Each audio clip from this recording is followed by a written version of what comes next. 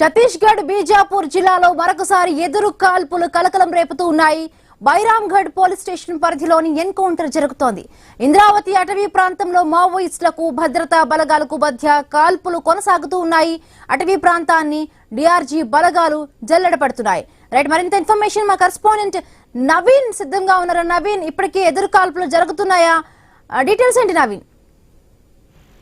మనం చూడొచ్చు, ఛత్తీస్గఢ్ రాష్ట్రంలోని బీజాపూర్ జిల్లాలో భారీ ఎన్కౌంటర్ చోటు చేసుకుంటుంది. బైరాంగఢ్ పోలీస్ స్టేషన్ పరిధిలోని ఇంద్రావతి అడవి ప్రాంతంలో ఈ ఎన్కౌంటర్ కొనసాగుతున్నట్టుగా భద్రతా బలగాలు చెప్తున్నారు. ఇప్పటివరకు మాత్రం ప్రాణ నష్టం, అంటే ఇటు మావోయిస్టుల వైపు కానీ లేదంటే భద్రతా బలగాల వైపు కానీ ప్రస్తుతానికి ప్రాణ నష్టం లేదు. కానీ ఇంకా కాల్పులు కొనసాగుతున్నాయి. పూర్తి స్థాయి కూడా అక్కడ సెర్చింగ్ ఆపరేషన్ కొనసాగుతుందని చెప్పేసి కూడా చెప్తున్నారు అక్కడ జిల్లాకు సంబంధించినటువంటి పోలీసు అధికారులు. అయితే డిఆర్జే బలగాలు మొత్తం కూడా ఆ ప్రాంతాన్ని మోహరించినట్టు తెలుస్తుంది. ఎందుకంటే ఇంద్రావతి నది ప్రాంతంలో భారీ ఎత్తున మావోయిస్టు ఆ ప్రాంతంలో ఉన్నట్టు, ఎందుకంటే మహారాష్ట్ర ఛత్తీస్గఢ్ సరిహద్దు ప్రాంతం అని చెప్పుకోవచ్చు. ఆ ప్రాంతంలో నిత్యం కూడా మావోయిస్టులు షెల్టర్ జోన్ తీసుకొని ఉంటారు. ఆ ప్రాంతాన్ని మొత్తం కూడా భద్రతా బలగాలు మొత్తం కూడా ఆ ప్రాంతాన్ని చుట్టుముట్టి పక్కా మావోయిస్టులు ఆ ప్రాంతాల్లో ఉన్నారన్న సమాచారంతో ఆ ప్రాంతాన్ని చుట్టుముట్టినట్టు తెలుస్తుంది. ప్రస్తుతానికైతే కాల్పులు కొనసాగుతున్న నేపథ్యంలో పూర్తి స్థాయి కూడా ఆ ప్రాంతం మొత్తం కూడా అలర్ట్ ఉంది. అంతేకాకుండా చుట్టూ ఉన్నట్టు గ్రామాలలో కూడా ఇప్పటికే భద్రతా బలగాలు కూడా చేరుకున్నట్టు పరిస్థితి కాబట్టి, ఎందుకంటే ఎన్కౌంటర్ కొనసాగుతున్న నేపథ్యంలో మళ్ళీ మావోయిస్టులు అడవి ప్రాంతం నుంచి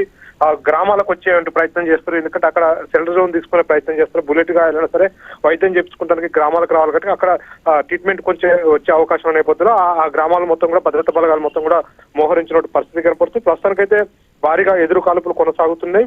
పూర్తిగా కూడా ఈ ఆపరేషన్ ఇంకా కొనసాగుద్దని చెప్పేసి కూడా పోలీసులు చెప్తున్నారు. ప్రాణనష్టం ప్రస్తుతానికి లేవు. ఇంకా పూర్తిగా ఆపరేషన్ సెర్చింగ్ అయిపోయిన తర్వాత మావోయిస్టులు ఎంతమంది చనిపోయారు ఏంటనేది కూడా నిర్ధారణ చేస్తామని చెప్పేసి కూడా పోలీసులు అయితే చెప్తున్నట్టు పరిస్థితి కాపాడుతుంది. Right, thank you Naveen, thanks for the updates.